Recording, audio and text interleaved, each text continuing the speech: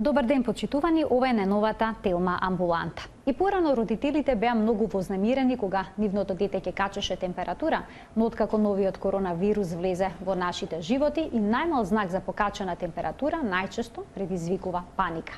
За покачената температура во детска возраст денеска разговараме со доктор Душко Фидановски, специјалист по педиатрија, неонатолог од Аџибадем Систина. Докторе, добар ден и добре дојдовте во Телма амбуланта.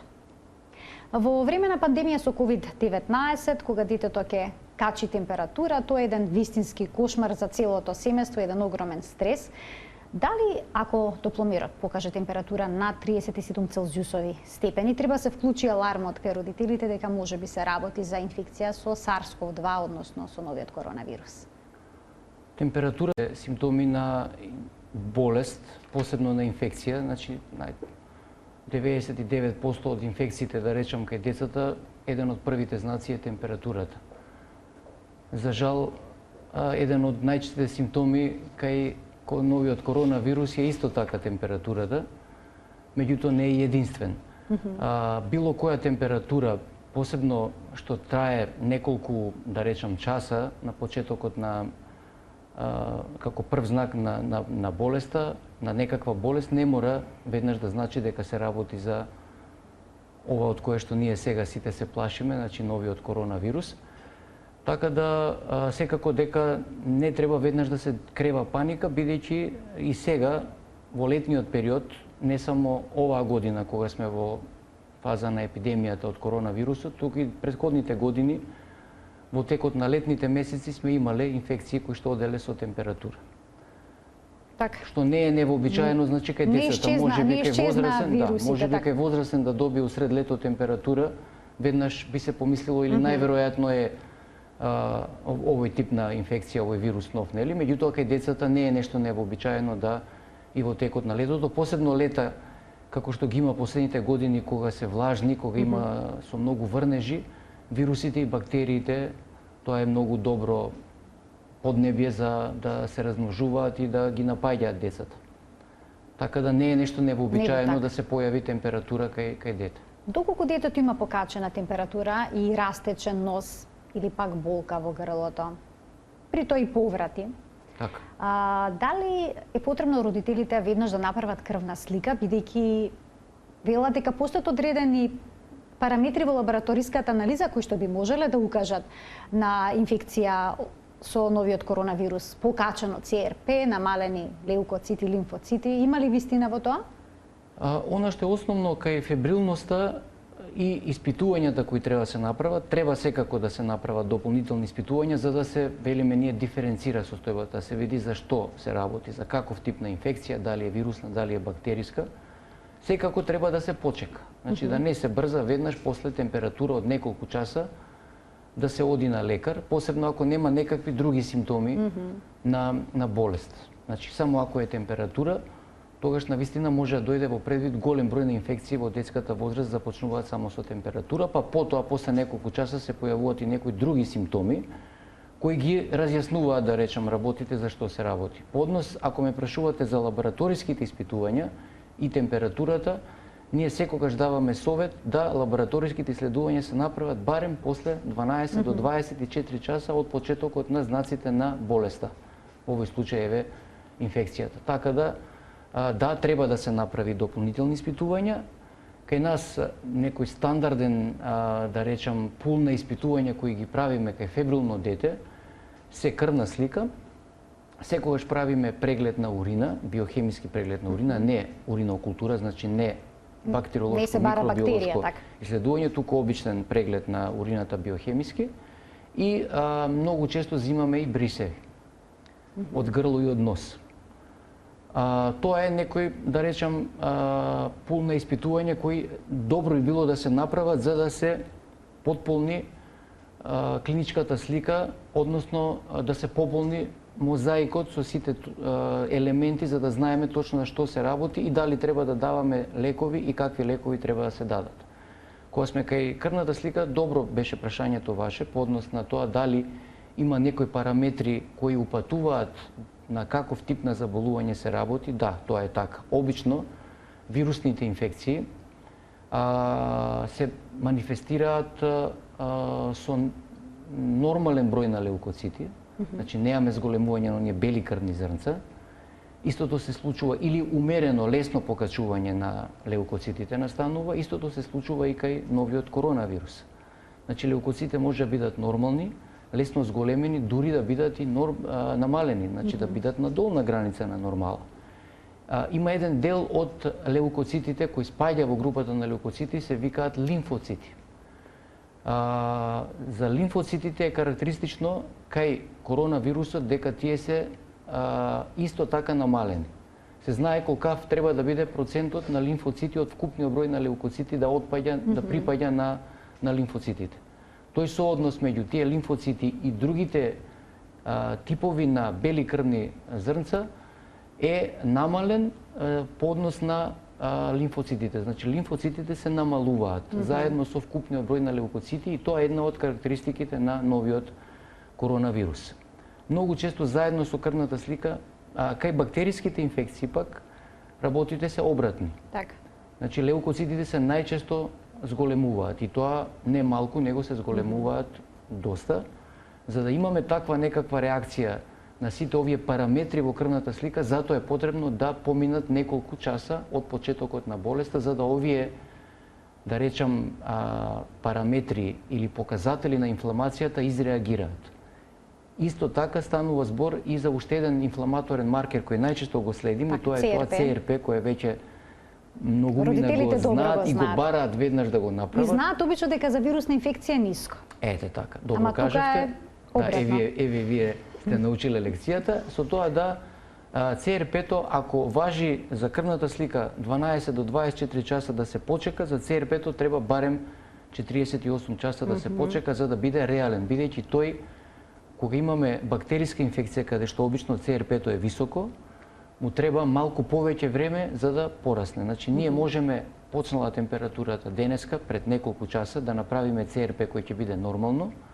Ако го повториме после 2 дена и ако се работи за бактериска инфекција, тогаш дури ќе имаме пораст на CRP-то. Значи имаме бактериска инфекција на почеток каде што CRP-то е негативно, односно во граница нормал и ние ќе речеме ова не е бактериска инфекција, а всушност се работи за бактериска инфекција. Кај коронавирусот, CRP-то за разлика од другите вируси, коронавирусот го покачува. Значи знае да даде покачување на CRP, така да еден од изненадувањата што го прави коронавирусот е покачување на CRP. Сега ќе почнат со работа наскоро. Градинките, учениците до трето оделение, дел од нив, ќе посетуваат настава. Вирусите не исчезна, останатите. Што ќе се случува кога ќе почнат да се разболуваат децата и да качуваат температура? Ќе мора ли постојано да се прави доколку некои параметри укажуваат од крвната слика? Да. Мислите на тестирањето? На PCR тестови дали ќе мора да се прават? Да, на располагање ни се и ние ги викаме серолошки, тие се побрзи тестови од PCR-от, има и брз PCR, меѓутоа и за него треба да се чека 2 часа, најмалку. А за регуларен PCR да се направи, треба да поминат некогаш и 24 часа додека не се добие резултатот, што зависи од многу фактори за колку време ќе се добие резултатот. Меѓутоа, серолошкото испитување од крвта, каде што ги бараме антителата на вирусот, исто така може да ни бидат некаков ориентир, иако тој тест не е толку прецизен како што е PCR-от, молекуларното испитување.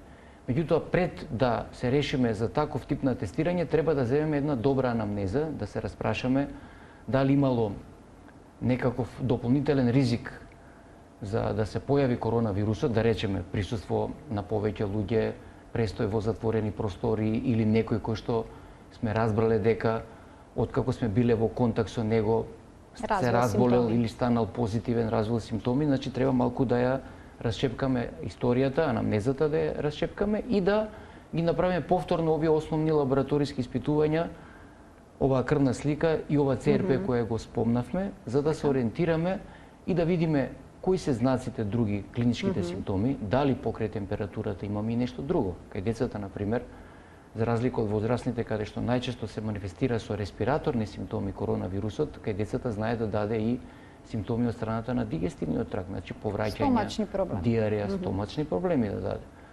Така да таму знаците не се толку типични. Меѓутоа сето ова ако го имаме и ако укажува се на висок ризик од можност за коронавирус, тогаш секако ќе се решиме и на тестирање за да ја дополнително диференцираме состојбата. Доколку видиме да речеме дека се работи за дете кој има температура, кој го боли грло, кој подкашлува, меѓутоа има класичен наод на една гнојна ангина, значи наслаги, грло црвено, силно зацрвенето, со оние чепчиња што ги викаме бели наслаги на тонзилите, тоаш веќе е јасно дека тоа не е корона, дека е бактериска инфекција предизвикана од стрептокок.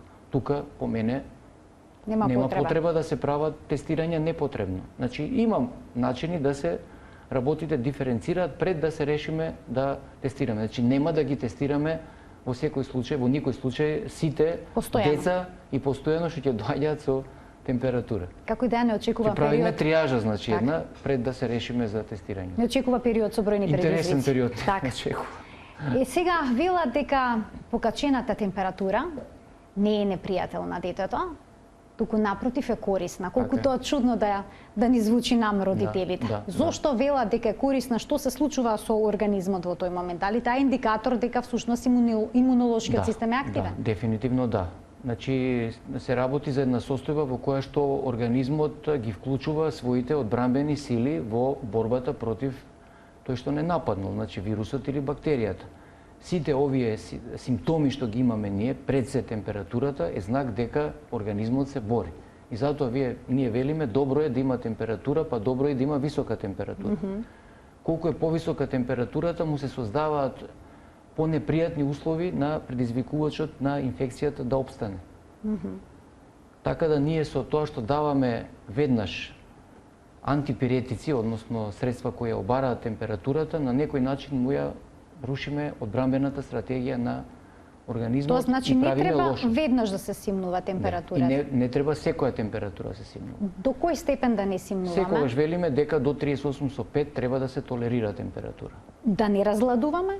Да не го разладуваме детето? Може да разладуваме. Може да разладуваме. Меѓутоа немојте да давате антипиретици, немојте да давате препарати кои што не само што ќе намала температурата, тие ќе ги блокираат оние клетки и материи кои учествуваат во борбата, значи војската на организмот му ја онеспособуваме во борбата против микроорганизмот или бактерија или вирус, без разлика што е. Затоа не треба да се дава тоа. Може да се проба со некој од таквите начини, да речеме, на разладување, и тоа не со ставање на алкохол на телото, бидејќи само тој може да предизвика дополнителна реакција, дури да ја оштети кожата, ниту да се шокира детето со ладна вода. Значи, да се истушира, ама со вода која е млака, за да биде не многу пониска од неговата телесна температура, која и така е покачена во тој момент.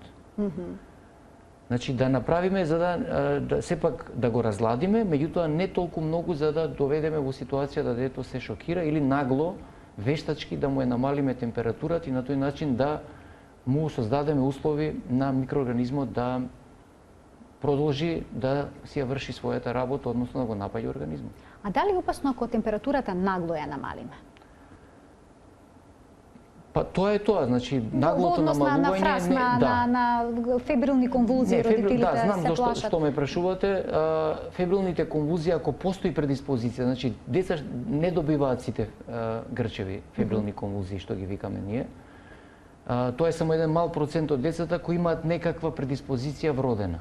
Најчесто се тоа деца од родители кои што имале како деца, значи тоа е некој, да речеме, наследен некоја особина, постои едноставно кажано наследно вродено преосетливост на неговиот централен нервен систем да при покачена температура или при состојба на инфекција, значи не мора дури температурата да е покачена, да реагира со празнење електрични кои се манифестираат со напади, со грчеви. Така да висината на температурата нема никакво посебно значење. Може да добие грч и на 37,5, може да добие и на 39. Не секогаш високата температура значи сигурно моето дете ќе добие грчеви. Само ќе добијат грчеви тие кои што имаат предиспозиција. И тоа во првите 5 години најчесто се случува. И тоа се некаде само околу 5% од целата популација на деца до 5 годишна возраст се предиспонирани, тоа е по статистика, нели? Предиспонирани да добијат фебрилни конвулзии. Дали родителите кај децата кои што се предиспонирани за фебрилни конвулзии секогаш покрај себе треба да имаат диазепам чепче? Да. И да се даде откако ќе се качи температурата? Порано беше фенобарбитонот, сега веќе се напушти тој став. Фенобарбитонот му треба време да постигне свој ефект. Нешто што најбрзо делува, тоа е диазепамот, чепчето диазепам, кое се аплицира ректално и има дејство брзо исто како да е даден венски. И ние кога ќе ни дојде дете во амбуланта или во болница со грчеви, со напад, немаме време да бараме венска линија и го аплицираме ректално диазепамот, апауринот. Бидејќи тој брзо ќе се абсорбира, ќе влезе во организмот исто како да сме го дале венски. Така да добра е препораката да тие кои веќе еднаш имале грчеви и се наоѓаат на возраст од 5 годишна возраст до 5 годишна возраст да си имаат покрај себе и при температура покачена дури да не чекаат практично кога гледаат дека детето веќе има шанси, бидејќи се јавуваат некои предзнаци кои укажуваат дека можеби детето ќе добие конвулзии. А секако ако добие напад да без паника да го тоа направат, бидејќи изгледа навистина страшно нападот, меѓутоа освен ако не падне па да се повреди, ништо нема лошо да му се случи на детето во актот на нападот. Иако изгледа дека се гуши, дека се дави и дека ќе го изгуби животот. Значи, така, многу драматична. Нема драматично е навистина, кој не видел само може да каже не е ништо, навистина изгледа сликата не е убава.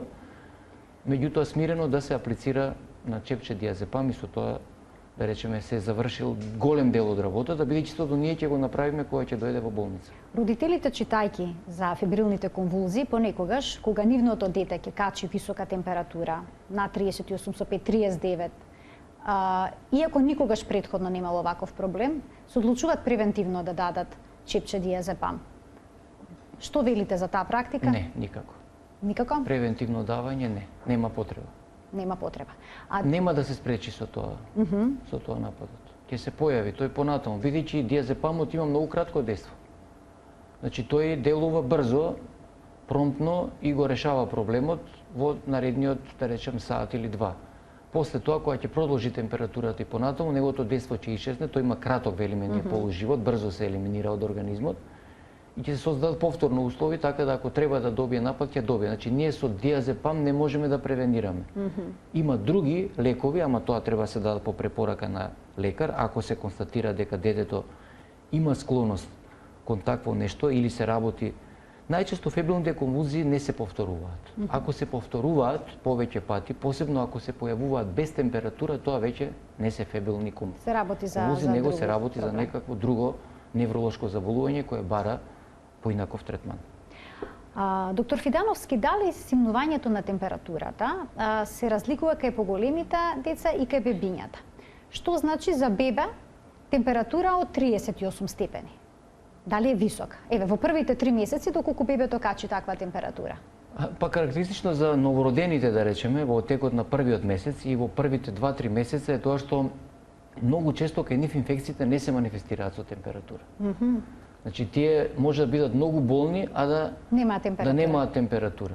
Кај нив можеби болеста може да се манифестира со потешко дишење.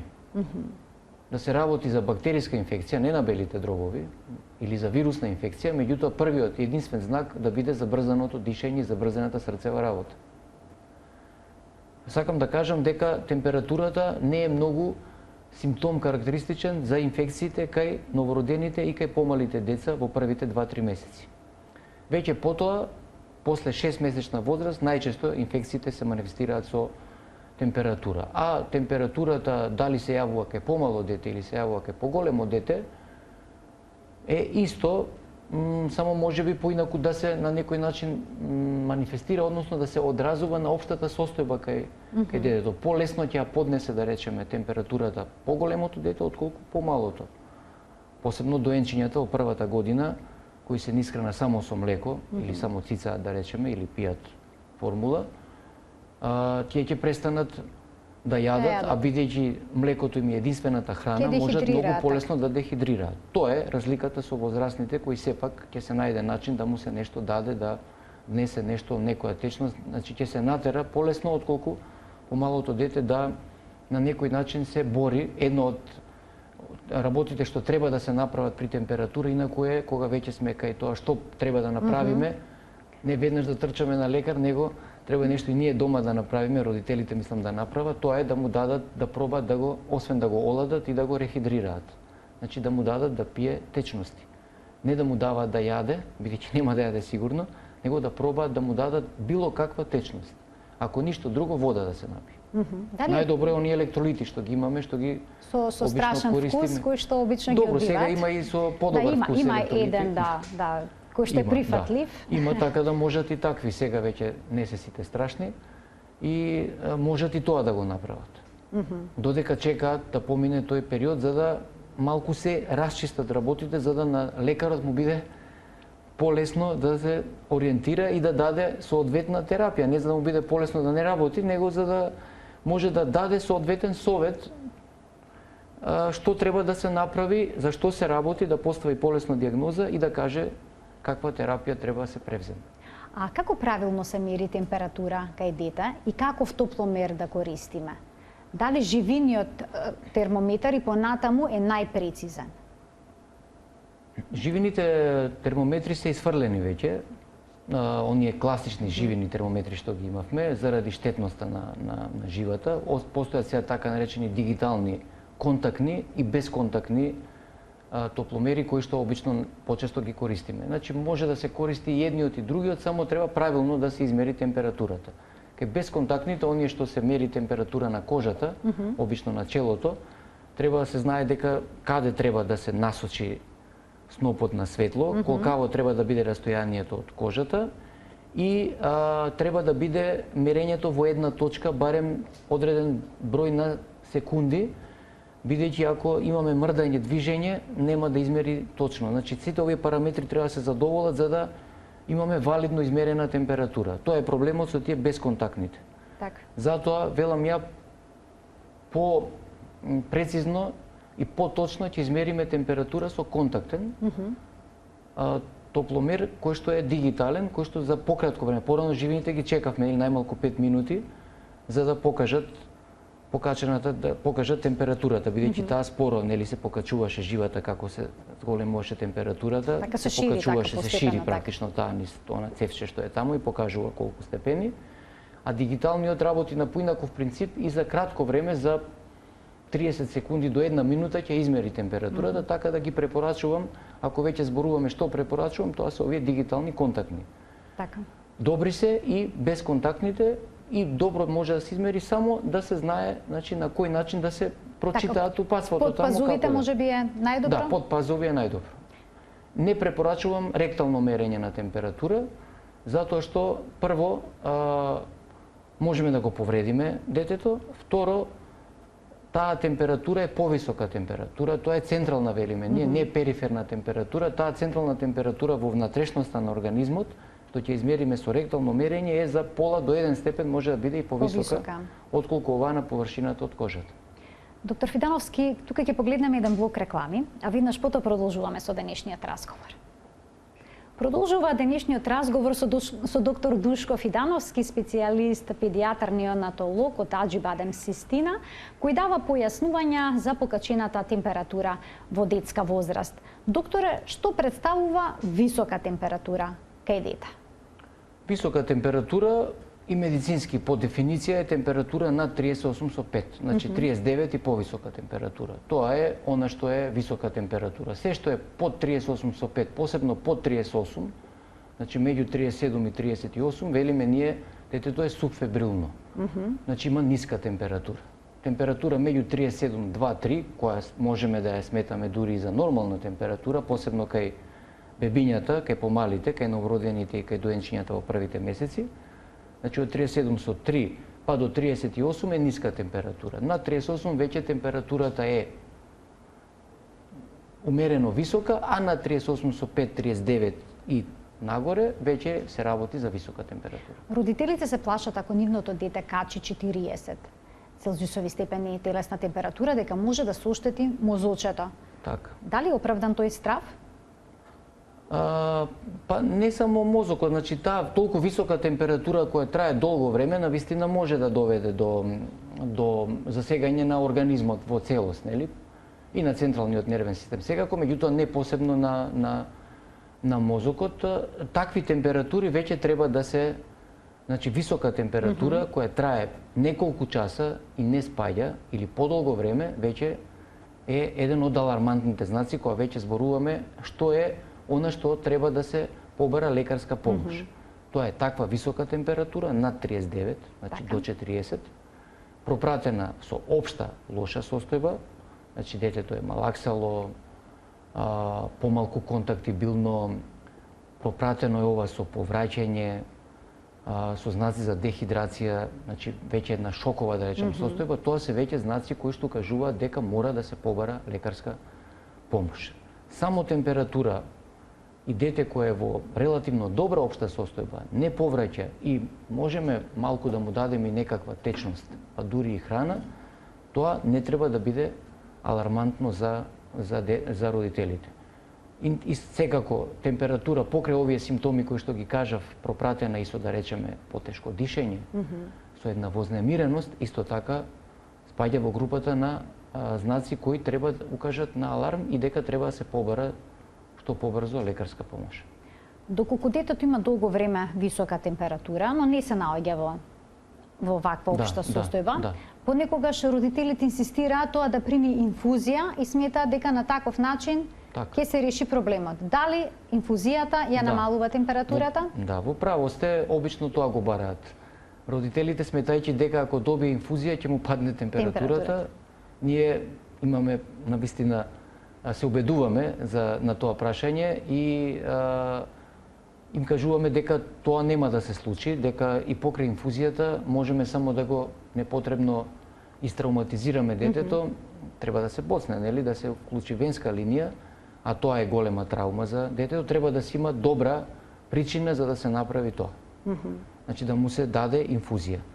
Да, при температура која е пропратена со други симптоми кои доведуваат до губење на течности, да речеме повраќање, проливи, кога имаме знаци за дехидратација, ги знаеме ние кои знаци се тие, тогаш е оправдано да детето се истравматизира и да му се даде инфузија. Иначе само заради температурата, не, бидејќи нема да падне од тоа температурата. И повторувам, не треба по секоја цена да се обидуваме да ја спуштиме температурата. Не е најважно дека детето има температура. Треба да знаеме од што е температурата. Но кога детето има висока температура и со ништо не се спушта, тогаш родителите ги фаќа вистинска паника. Еве да започнеме од антипиретиците. Кој антипиретик е според вас најдобар како прв избор? Дали парацетамолот или пак ибупрофенот? И дали е прифатлива нивна комбинација на изменично давање на неколку часа кога температурата не се спушта? Пак децата не се употребува аспирин и другите антипиретици од таа група на ацетилсалицилна киселина. Туку се употребуваат антипиретици во кои спаѓаат, кои веќе ги спомнавте, значи тоа е парацетамолот и ибупрофенот, односно бруфенот. До 13 годишна возраст секогаш препорачуваме да се користат тие како антипиретици во доза во која што ја препишува лекарот и со зачестеност каква што е исто така препишано од производителот, односно според фармацеутските особини на антипиретикот. Едниот се дава на 6 часа, другиот се дава на 8 часа. Нема оправдување од мешање на едниот и на другиот на изменично давање. Некој организам делува, реагира подобро во однос на намалување на температурата на парацетамолот, а некој на бруфен. Не можам да најдам оправдување дека давањето нивно наизменично или мешање нивно се постигнува некаков ефект. Истиот ефект ќе се постигне и со едниот и со другиот, се работи за разлики, нијанси меѓу едниот и другиот, зависно од тоа како ќе изреагира во моментот организмот на дадениот антипиретик. Што тогаш да прават родителите во такви моменти, да го стават детето во кадичка? Стрпливо, да дадат антипиретик, да го разладат. А што е со оние облоги што ги стават течности, можат и облоги, да. Нека мачкат сев на ноџињата. Добро, да не стават компири. Повторувам, значи да не се додаваат материи кои што би можеле да ја оштетат кожата, да доведат до иритација на кожата, во кој спаѓа и оцетот и алкохолот, без разлика дали е разреден или не е разреден. Јас сум сепак за тоа да биде обична вода. Може да биде и облога со вода. Значи да не биде ладна, може да стават и на челото и по телото, можеби е најдобро да целото тело, посебно при такви високи температури од 40 степени, да се целото тело обвитка, се соблече голо детето и да се покрие со еден мокар, влажен чаршаф, натопен со таква млака, да речам, вода. Тоа би било најдоброто. И третата работа, значи давање на антипиретик, разладување на детето и давање на течност, да се проба да се даде течност. Тоа се тие три работи кои треба да ги прават родителите додека поминат првите часови или првите 24 часа од инфекцијата, од болеста. Тоа е тоа што ќе го направат во домашни услови. Така, не треба да инсистира детето да јаде, веќе нам поминавте, иако тоа повеќето представува за повеќето родители представува голема грижа кога детето со часови нема стави ништо во уста. Сега, ако не јаде ништо и ако повраќа, тогаш веќе рековме, тоа е еден од алармантните знаци кои треба да ни укажат дека треба да ни укажат на родителите дека треба да побараат лекарска помош. Зошто децата толку лесно дехидрираат во таква ситуација? Детскиот организам содржи многу вода во ткивата.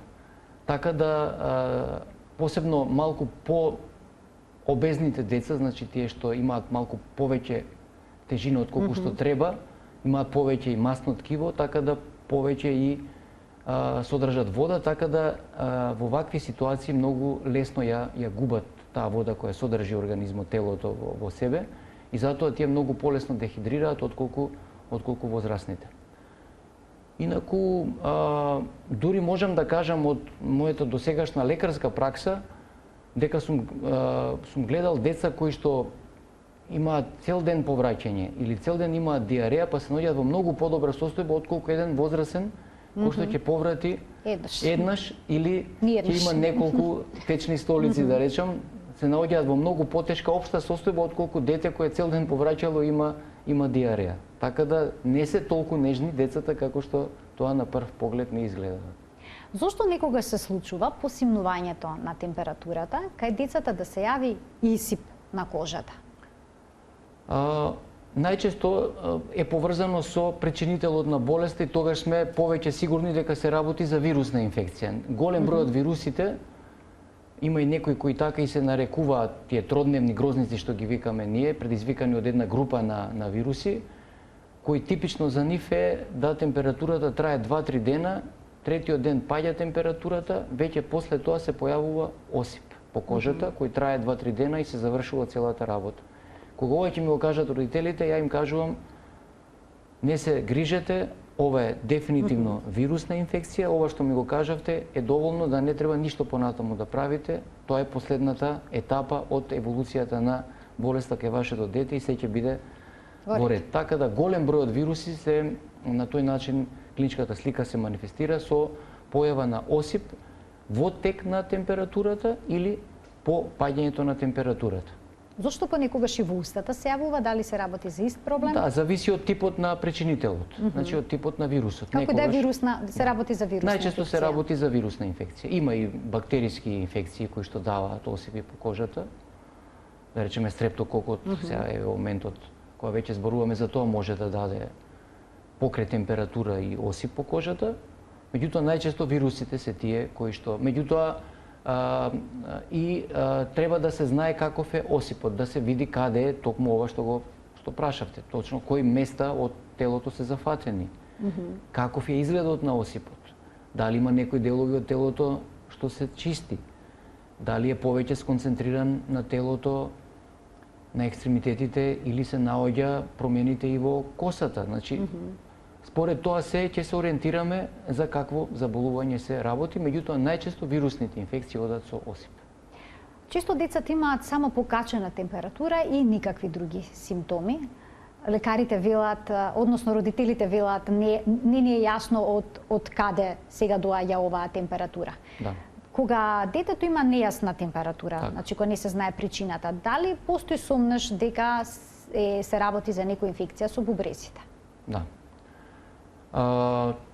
Една од најчестите помисли која ќе се појави дете во амбуланта или во болница, која има, да речеме, неколку дена температура и ништо друго, тогаш мислиме на уринарна инфекција. Уринарните инфекции кај децата се многу чести, посебно кај женските, меѓутоа и кај машките, заради карактеристиките на гениталиите кај женското дете, така да појава на температура без никакви други симптоми, посебно кај едно женско дете, помало дете, секогаш се сомневаме дека постои причина уринарна инфекција.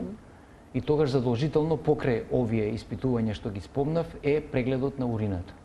Значи може ништо друго да не направиме, дури крвна слика да не бараме, задолжително мораме да прегледаме урина. Ако пропуштиме урината, се друго да направиме нема да ни покаже за што се работи. Со прегледот на урината, обичен преглед на урина, значи не уринокултура.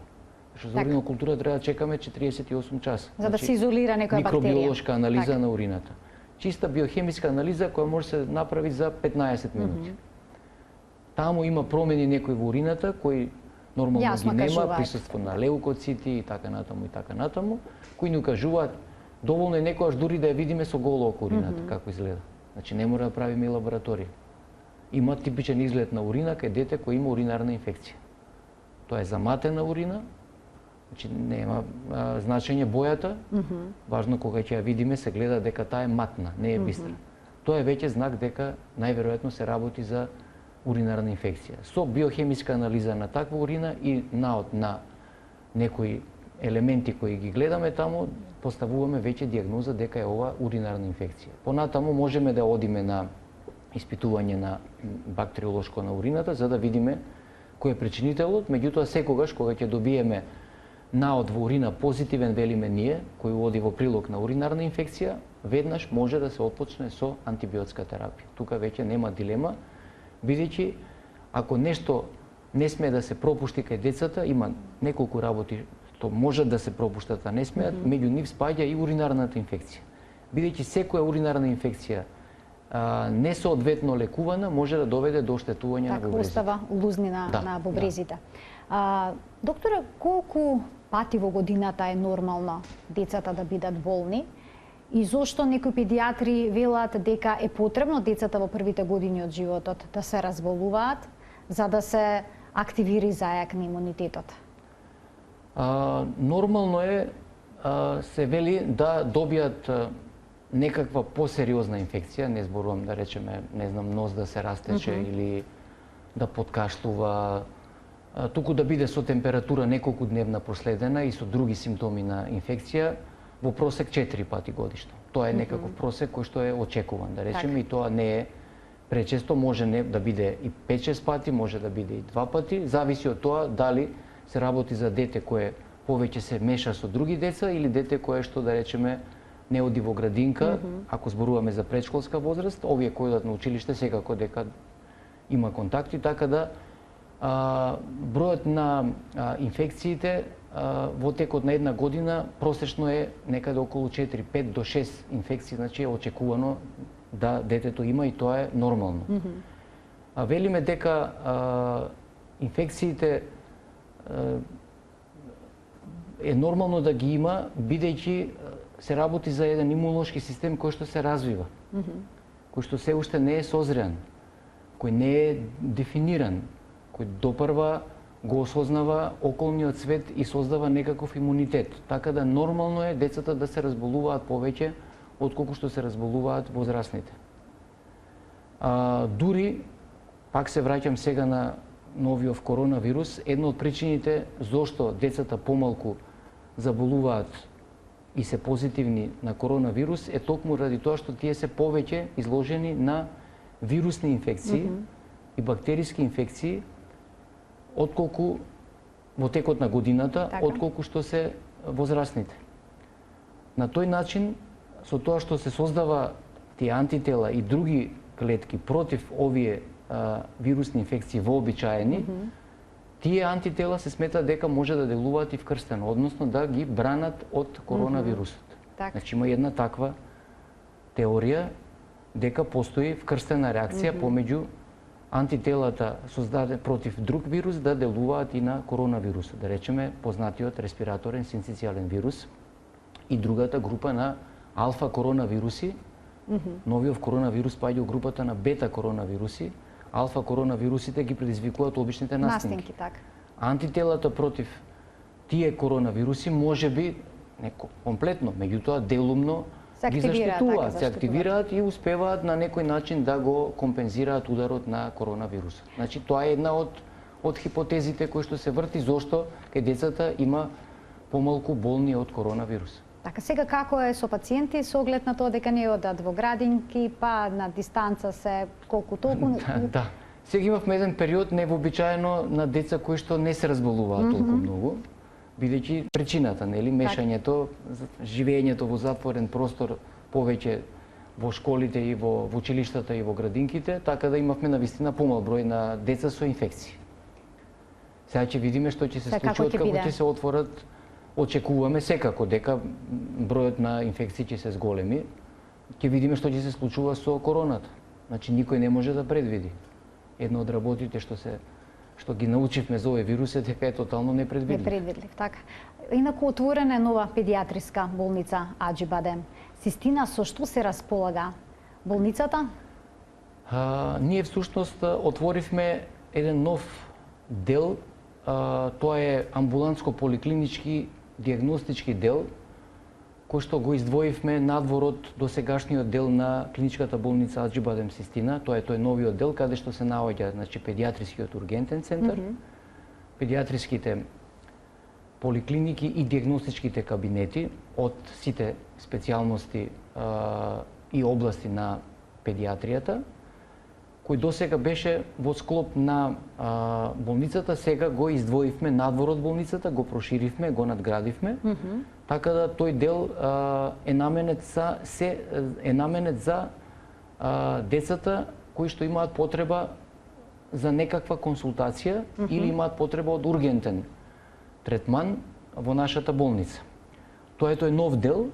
Во тој нов дел се наоѓа и уште еден нов одел кој што го отворивме сега скоро, практично во текот на минатиот месец. Тоа е оделот за детска кардиохирургија, со детска кардиохируршка интензивна и педиатриска интензивна нега.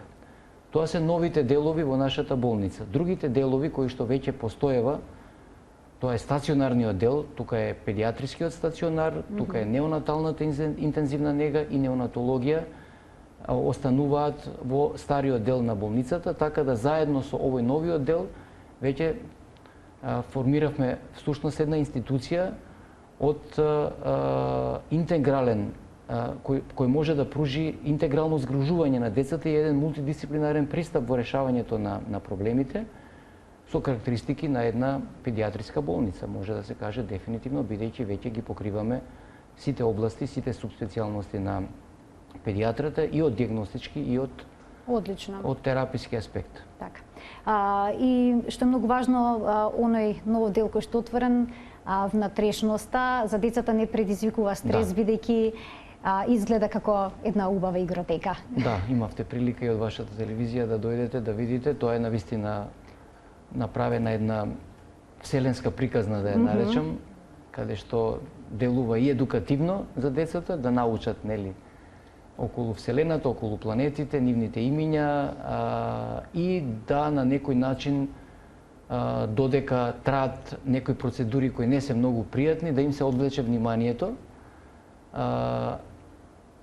гледајќи ги тие интересни внатре приказни поврзани со Вселената и како таа изгледа. Набрзо, наскоро планираме и вистинска игротека да имаме. Се надеваме дека условите со коронавирусот ќе бидат погодни за да можат децата додека, да речеме, чекаат одреден временски период на некакви резултати од испитувањата, да го проведат тоа чекање во тој дел. Меѓутоа, секако, сега имам игротека која се наоѓа на отворено и дека условите ќе дозволат понатаму да се користат овие игротеки кои ги планираме во затворен простор. Доктор Фидановски, ви благодарам за вашето денешно гостување во Телма амбуланта. Им појаснивте многу работи на родителите поврзани со температурата и во овие услови на пандемија со COVID-19, како да се постапи кога детето ќе крене температура. Благодарам на поканата. Почитувани, тука ја заокружуваме денешната Телма амбуланта. Гостин во емисијата беше доктор Душко Фидановски, специјалист педијатар, субспецијалист неонатолог од Аџи Бадем Систина. До гледање.